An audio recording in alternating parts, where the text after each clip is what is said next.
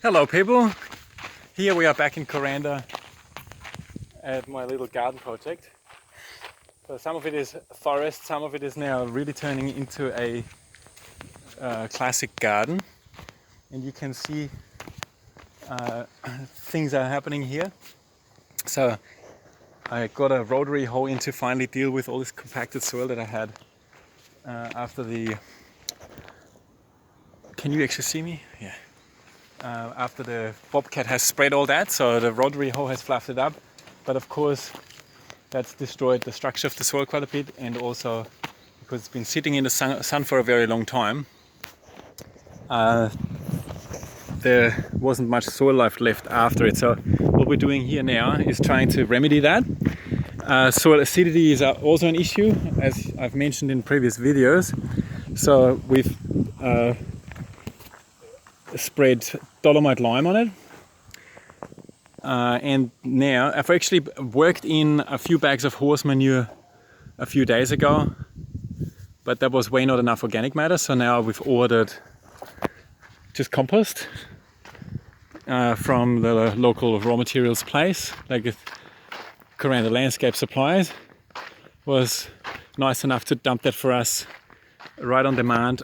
And then what I've also got here is crusher dust, and that's now something that I just learned recently, that the crusher dust we got in this area is actually basalt, and it's quite a good product to put in the soil because of the trace elements that are in there, also what it does to the soil chemistry. So what we're doing is we are mixing the crusher dust over there in a ratio.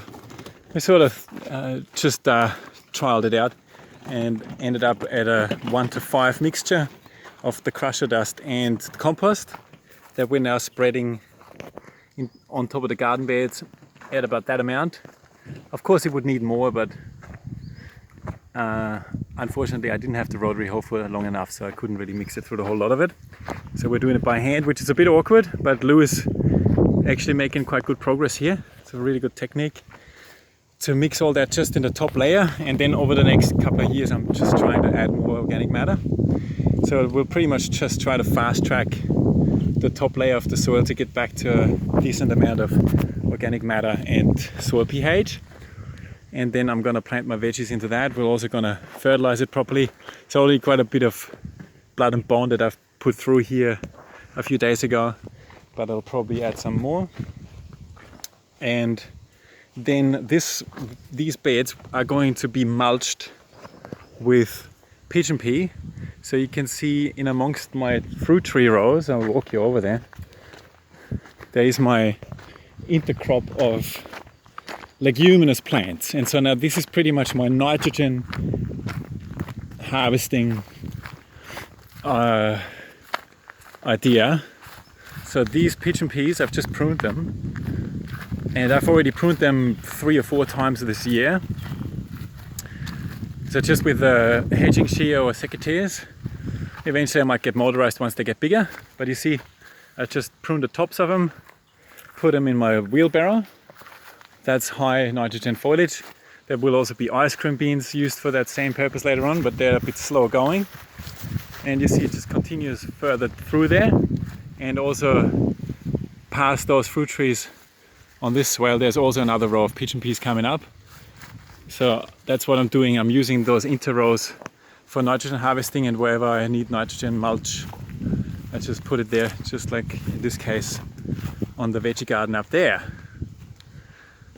So well, I think that's pretty much all I wanted to show you. So I want to say thank you here to Pat and to Lou for all the heavy and hard work. It's actually a bit of a pain in the neck to do it that way, but we were just forced to doing it that way, unfortunately. So thanks a lot for that.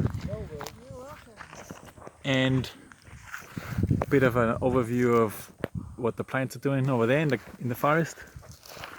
And I'll see you next time. Bye bye.